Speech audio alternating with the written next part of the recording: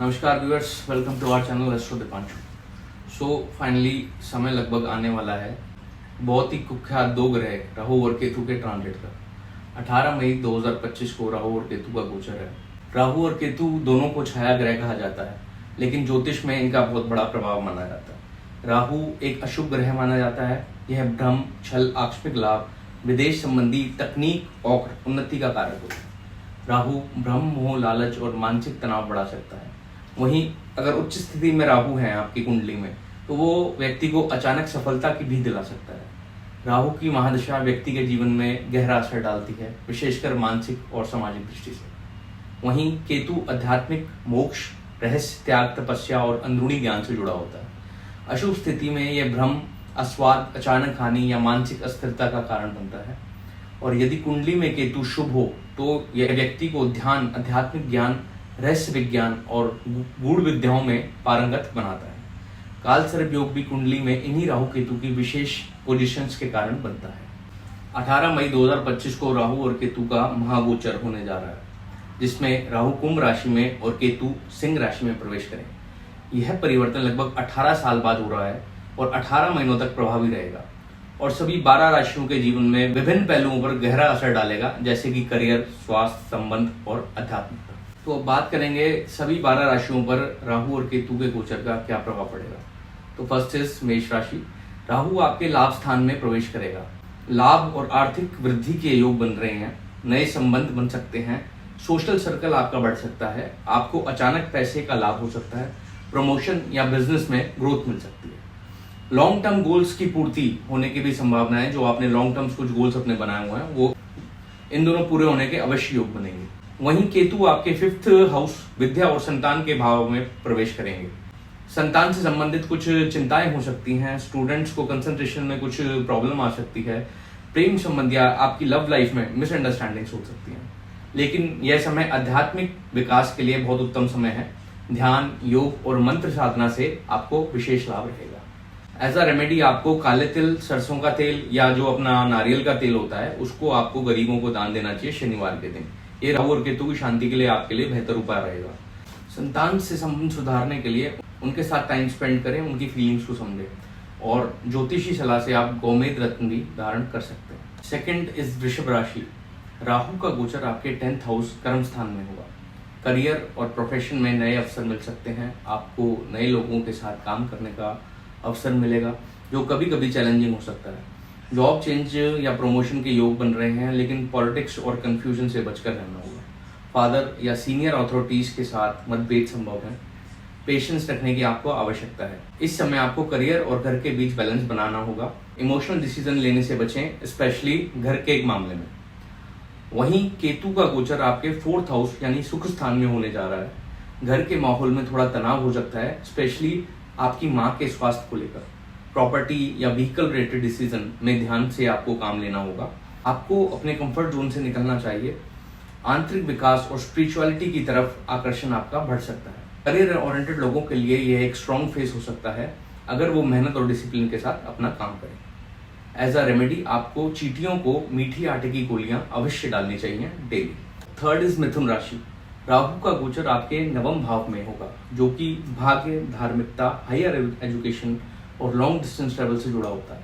आपका लक आपको सपोर्ट करेगा। नए करियर या एजुकेशन के मौके आपको मिल सकते हैं।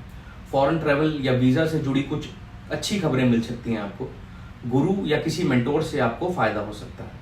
अपने सिद्धांतों या धार्मिक विचारों को लेकर कुछ कंफ्यूजन हो सकता है आपको। गुरु या सीनियर लोगों से मतभेद की संभावना हो सकती है। वहीं केतु का गोचर आपके 3रे भाव में हो रहा है, जो कि साहस, कम्युनिकेशन और छोटी यात्राओं, जो आपका ट्रैवल होता है, उससे जुड़ा हुआ होता है। सेल्फ कॉन्फिडेंस आपका बढ़ेगा। कोई पुराना काम या प्रोजेक्ट जिसे आप पहले छोड़ चुके थे, उसमें अचानक से सफलता आपको मिल सकती है।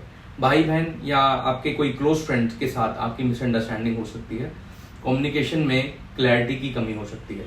आपकी बातों को गलत समझा जा सकता है। एज अ रेमेडी आपको ट्रैवल करते समय केयरफुल रहना है। कोई भी लीगल डॉक्यूमेंट अगर आप साइन कर रहे हैं, तो ध्यान से पढ़कर ही आगे उसको साइन करें। गुरु या अपने सीनियर मेंटोर्स का सम्मान करें और उनसे गाइडेंस लें। एंड नाउ इज कर्क राशि। राहु आपके 8th हाउस में गोचर करेंगे। राहु 8वें भाव में आने से कुछ रहस्यमय या अचानक घटनाएं हो सकती हैं। हेल्थ को लेकर थोड़ा अलर्ट रहने की आवश्यकता है। एलर्जीज, सर्जरीज या रिप्रोडक्टिव ऑर्गन्स से जुड़ी प्रॉब्लम्स हो सकती हैं। इनहेरिटेंस, इंश्योरेंस और जॉइंट इन्वेस्टमेंट से जुड़े फायदे या चैलेंजेस आ सकते हैं। ओकल्ट साइंस, तंत्र मंत्र और स्पिरिचुअल अवेकनिंग में आपका आकर्षण बढ़ेगा। वहीं केतु का गोचर आपके सेकंड हाउस में होगा। केतु दूसरे भाव में आकर आपकी वाणी को प्रभावित करेंगे। हार्श या कंफ्यूज कम्युनिकेशन से बचना चाहिए। पारिवारिक जीवन में थोड़ा तनाव हो सकता है, खासकर पैसों को लेकर। पैसा आएगा लेकिन रुक रुक कर या प्लानिंग के बिना खर्च होने का योग बनता है। अपने खाने पीने की आदतों पर आपको कंट्रोल रखने की आवश्यकता है। एज अ रेमेडी सैटरडे को काले तिल और मस्टर्ड ऑयल का दान करें। हेल्थ चेकअप्स आप रेगुलर करवाते रहें और राशन या ग्रेन्स का दान करना शुभ होगा। और सतनाज आप कबूतरों को डाल सकते हैं एज अ रेमेडी। नाउ सिंह राशि, राहु आपके 7th हाउस में गोचर करेंगे। वैवाहिक जीवन में उतार चढ़ाव होना, पार्टनर के साथ मिसअंडरस्टैंडिंग होना, डब्स या ईगो क्लैशेस हो सकते हैं आपके पार्टनर से। बिजनेस पार्टनरशिप में दिक्कतें होना, अगर आप किसी पार्टनरशिप या जॉइंट वेंचर में हैं वहाँ क्लैरिटी और पेशेंस आपको रखना चाहिए। फॉरेन कनेक्शन, कुछ लोगों के लिए फॉरेन पार्टनरशिप या ट्रैवल का योग भी बन रहा है। वहीं केतु आपके 1st हाउस में गोचर करेंगे। स्वभाव में वैचारिक बदलाव आएंगे। आप अंदरूनी रूप से ज्यादा सोचने वाले, आपको लग सकता है कि लोग आपको समझ नहीं रहे हैं या खुद को आप समझा नहीं पा रहे हैं। आप धार्मिक या आध्यात्मिक दिशा में आकर्षित हो सकते हैं। मेडिटेशन, योग या आइसोलेशन में सुकून मिल सकता है। यह गोचर आपके व्यक्तित्व की परीक्षा करेगा। अपने ईगो को कंट्रोल में रखें, पेशेंस और क्लैरिटी से काम लें। एज अ रेमेडी काले तिल और काली उड़द का दान आपको शनिवार के दिन करना चाहिए। ज्योतिषी सलाह से आप पुखराज रत्न भी धारण कर सकते हैं।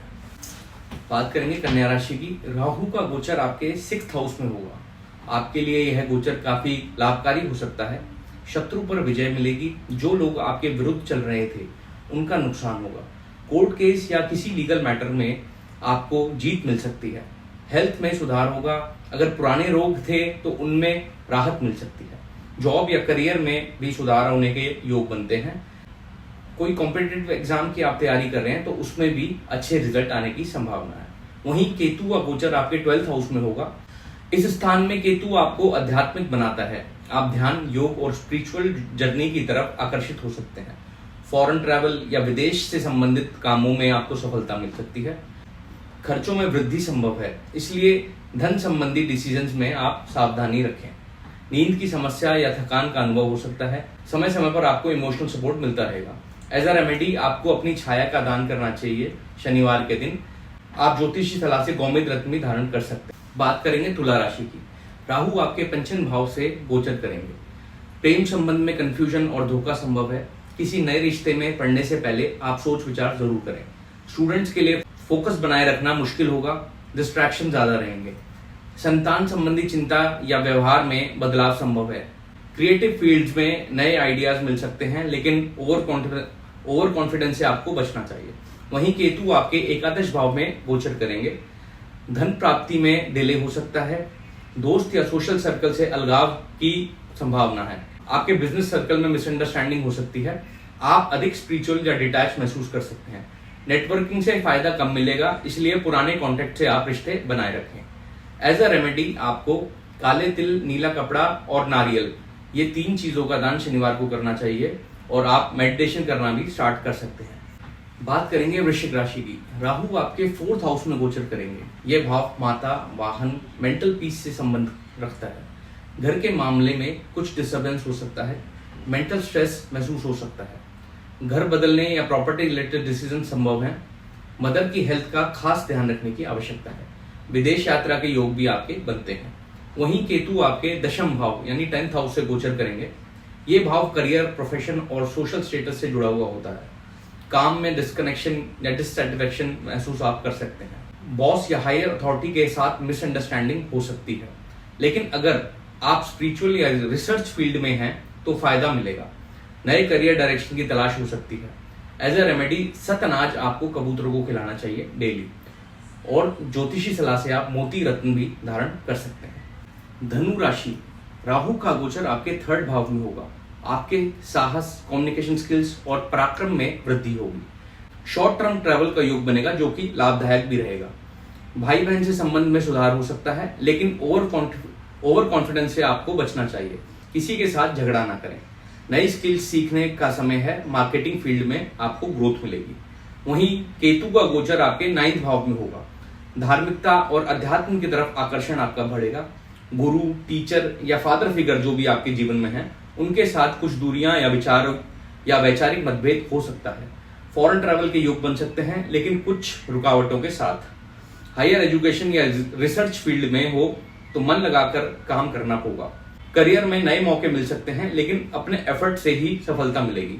व्यर्थ की चिंता और भ्रम से दूर रहना चाहिए आपको। स्पिरिचुअल ग्रोथ का समय है। ध्यान, मंत्र जाप या तीर्थ यात्रा लाभदायक रहेगी। एज अ रेमेडी आपने अपने भाई बहन सिबलिंग से मधुर संबंध बनाए रखने हैं और गुरुजनों का आशीर्वाद लेना है। राहु आपके 2nd भाव से गोचर करेंगे। पैसा और धन संबंध मामले में मिक्स्ड रिजल्ट मिलेंगे। आपकी वाणी में थोड़ी कठोरता हो सकती है, इसलिए बोलने से पहले सोच समझ कर बोलें। फैमिली के अंदर कम्युनिकेशन गैप हो सकता है।